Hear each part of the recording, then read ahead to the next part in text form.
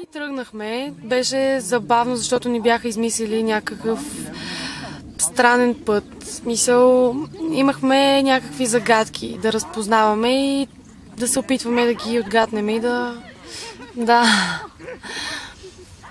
Стигнахме до Лъвов мост, там си мерихме колко метра ни е крачката. И така, после си фанахме влака. Имаше някакво размесване в маршрута. Качихме няколко превозни средства. Прекачихме. Беше забавно. Пяхме песни, смяхме се, забавлявахме се, макар че другите не мислиха за луди. Много някакво настроение. Просто това нещо всеки трябва да го изживее. Защото толкова емоции за едни 3 дни, което се надявам и да продължава само хубави емоции. Сега съм брала мастерка, мирише перфектно. Мисъл, много яко мирише цялата планина.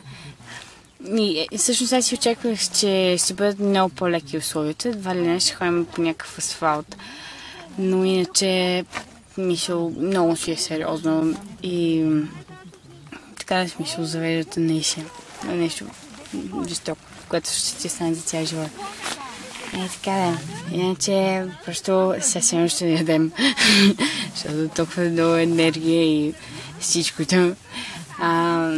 Смисъл да си го изразходваш, нали, там, калории, глупости и такива неща. И затова мисъл, то ние всъщност нон-стоп ядем. И вода, много се пие. И така да. Нещо много интересно. И това лято просто ще опомня с винаги, смисъл. Иначе има много насекоми и много комари. И също ме хапаха доста. И оттам се екипирахме с някакви найлони и някакви якета. И преди малко с Валю си бяхме с найлончетата по краката. И така. После имаше едно дълго ходене по горите, по камъни, някакви. Беше много готино. Вързаха ни ръцете и ядахме така с вързани ръце. Беше забавно. Сега в момента сме тук на един връх и се вижда много добре всичко.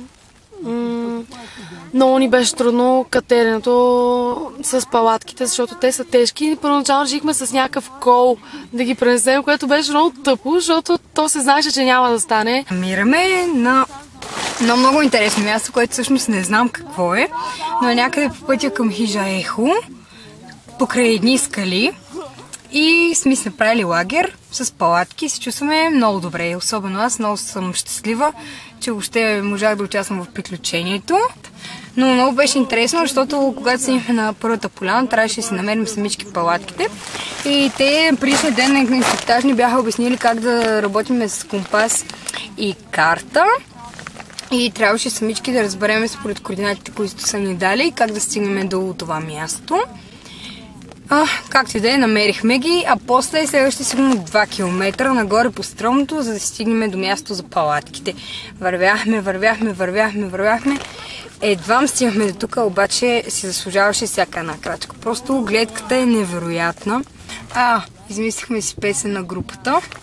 Тя е една много сложна песен, защото не всеки му се дава да пее с всичките гласни. Шашарабра, шаша и така нататък.